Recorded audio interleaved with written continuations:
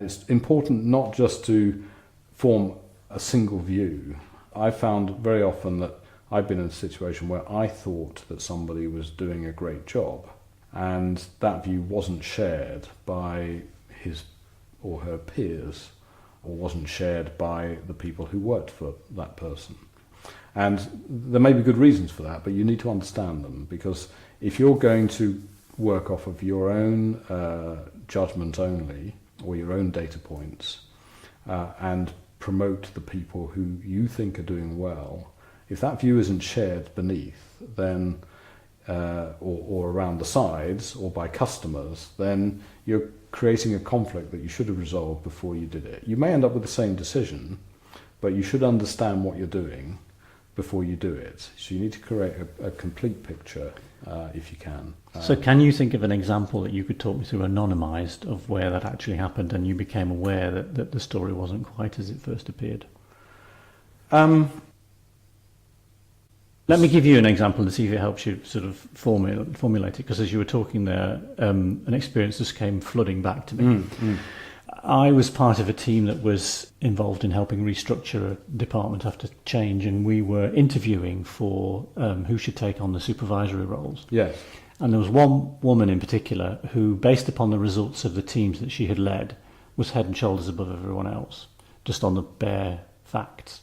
And if you talk to her about how she ran her teams, you'd think that she was clearly the obvious candidate to get this role, because she presented a picture of someone who was caring and involved, firm and authoritative, but very much interested in the people that she worked with and who reported to her, good interactions with customers and so forth. When we talked more widely, and we were tipped off that we should maybe have careful discussions with people who had interacted with her and been in her team, and we worked quite hard to create an environment where they felt they could open up.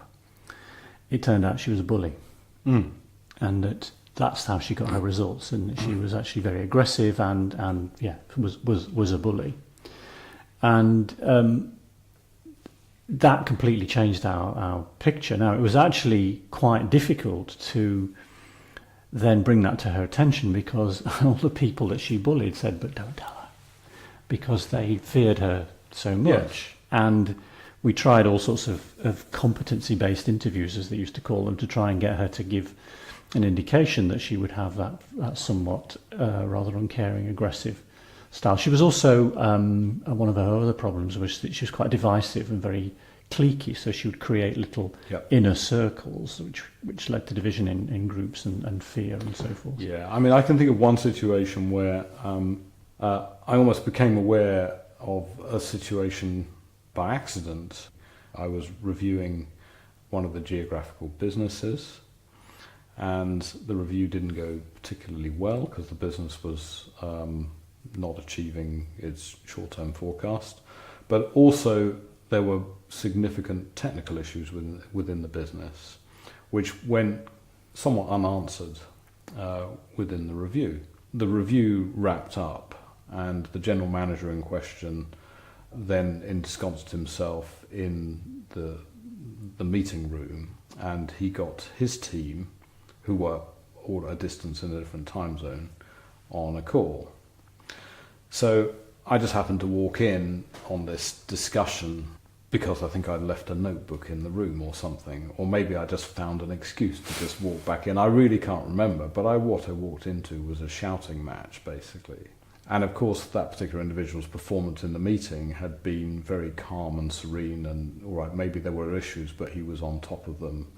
But it told me that he was effectively blaming his team for not pre-arming him for what happened in the review with me. So exactly what you described. So this is difficult because you do need to understand what the dynamics are between the people who work in your organisation and how they work in their organisation. And you don't want to do that in some way which is in any way intrusive. You certainly don't want to be spying on them. But you do need to know. And I think the right way to do this is to, and I was always very open with people, and I would say, look, you know, the people in this room, you work for me directly. I hold you accountable for everything we agree to do, whether it's financial performance, for revenue, delivering projects, reporting to my board, whatever we have to do. I will work formally through you. But I will have dialogue with your team. The people who work with you, they will get phone calls from me. You tell them to expect me to call them. Their numbers will be in my speed dial. They will get calls from me, and I will ask them about their projects. And so, my contact matrix, my direct contract matrix would typically be the 8 to 10 people who work for me directly, and the 50 to 80 people who worked for them, and they would get regular calls from me. And I was not looking to kind of create trouble in an organisation, but I think it's fair, and most of the time that helps you. And you can then ask questions about things. And the right objective is that you're trying to get a bit more flavour. So we had a good review with your boss yesterday about Project X, and I'd like to understand a bit more about where you're sourcing this technology from or that technology, and you get another picture.